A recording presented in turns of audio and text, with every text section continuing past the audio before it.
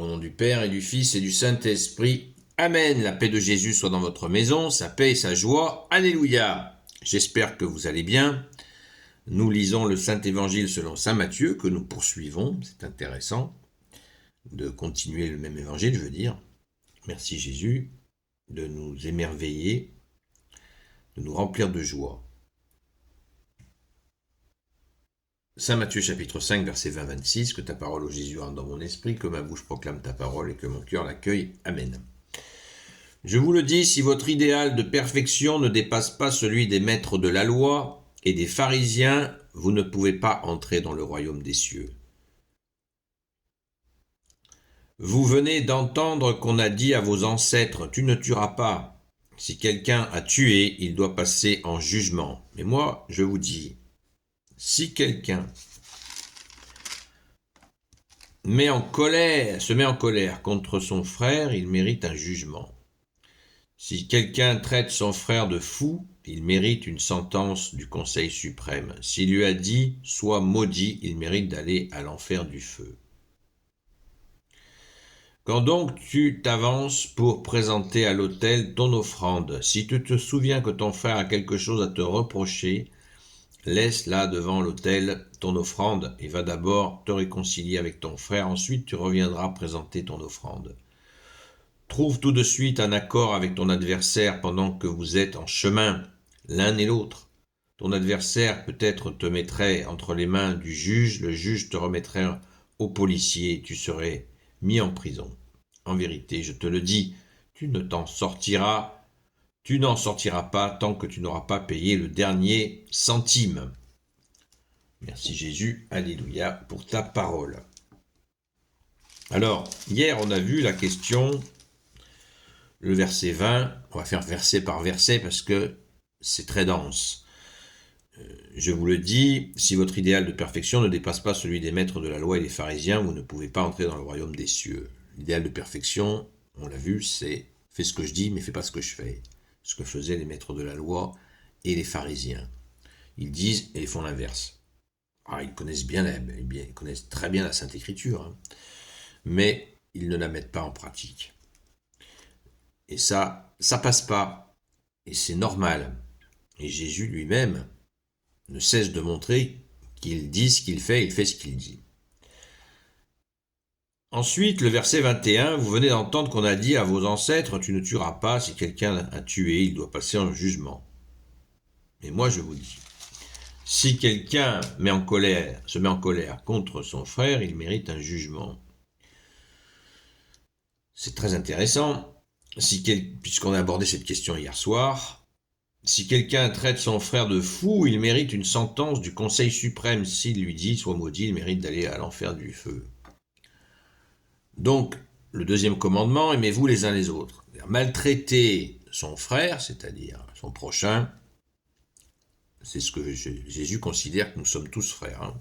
Donc, c'est pas le frère de sang dans la famille. C'est le sens général, l'humanité, qu'on ne doit... C'est le deuxième commandement supérieur de Jésus. Aimez-vous les uns les autres. Donc, la simple colère mérite un jugement. C'est quelque chose qui est fort. Jésus dit, pourquoi tu nous dis, tu ne tueras point, et Jésus dit, une simple colère mérite un jugement. Pourquoi ? Bien, tout simplement parce que la colère est mauvaise conseillère, comme dit le proverbe, et la colère mène au mauvais. Quand nous nous mettons en colère, nous nous mettons sous l'influence du démon. On quitte Dieu pour le diable. C'est ça la colère. Alors immédiatement, bien sûr, il y en a plein qui vont arriver en disant « Oui, mais il y a la sainte colère. Regarde, Jésus, il s'est lui-même mis en colère. » Oui. Jésus s'est mis en colère dans le temple contre des gens qui faisaient un trafic avec Dieu. Effectivement, il a eu une sainte colère. Et parce que Jésus a eu cette sainte colère, beaucoup de gens s'attribuent « Ah, mais moi j'ai eu une sainte colère ». Ça ne marche pas comme ça. Nous ne sommes pas Dieu, déjà, de base.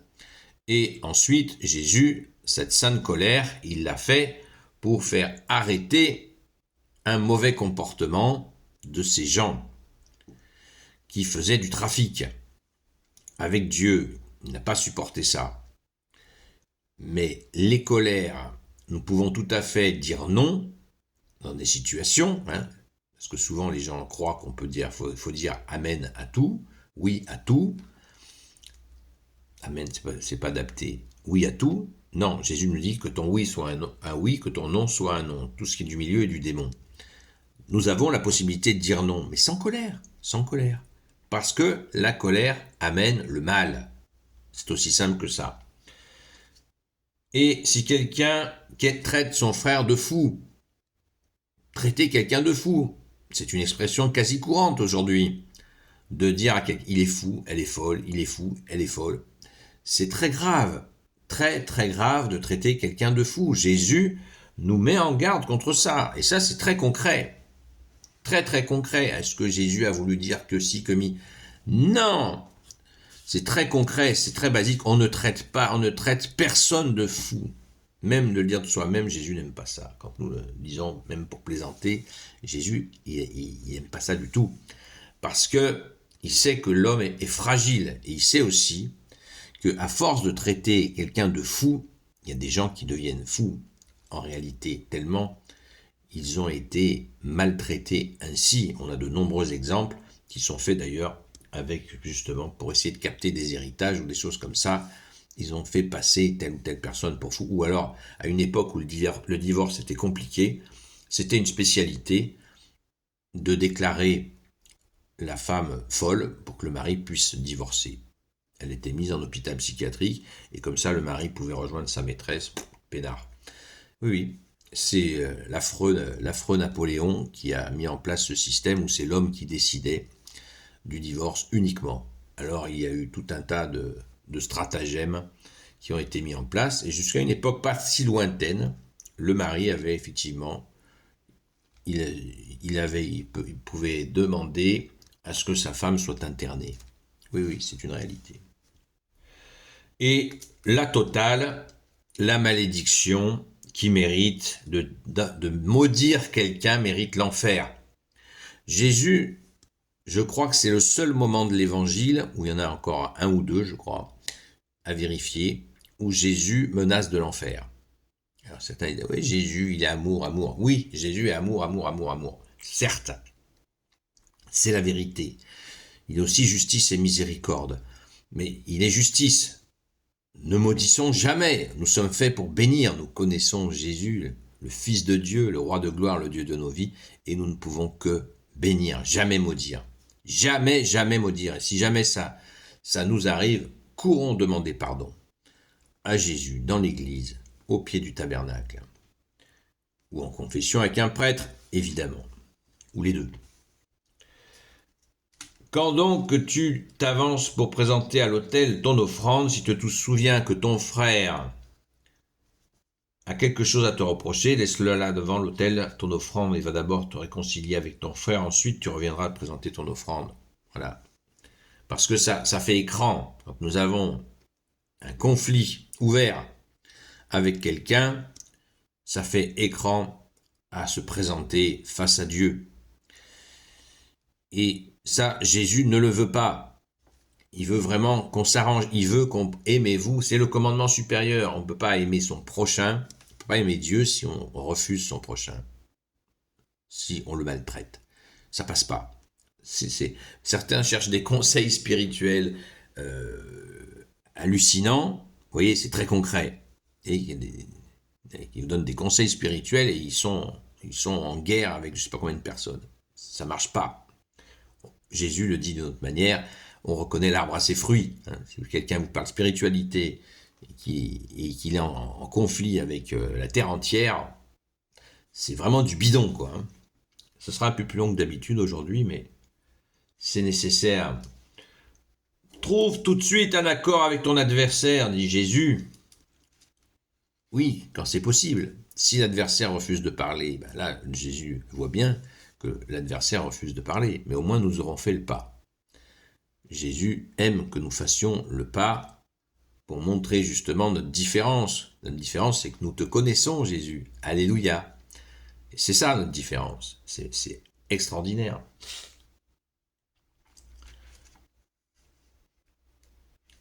Et dans cette différence, nous montrons à l'adversaire que nous connaissons Jésus, et ainsi Jésus est glorifié.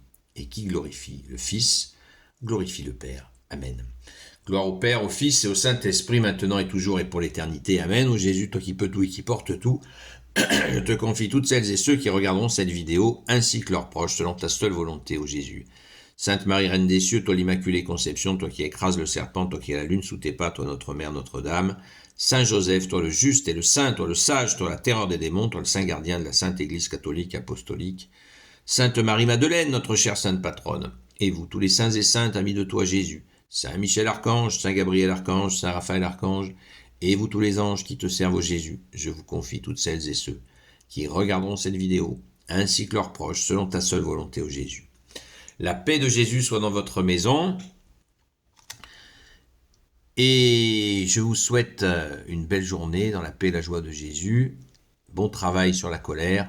Alors la colère, quand on veut s'en débarrasser, on la donne à Jésus. Voilà ce qu'il faut faire, et pas qu'une fois, tant qu'elle est là. Merci Jésus de nous enlever nos vilaines colères. Rendez-vous ce soir à la grâce de Jésus sur TikTok Seul Jésus Sauve, sur le compte Seul Jésus Sauve, de 20h à 22h à la grâce de Jésus. À très vite.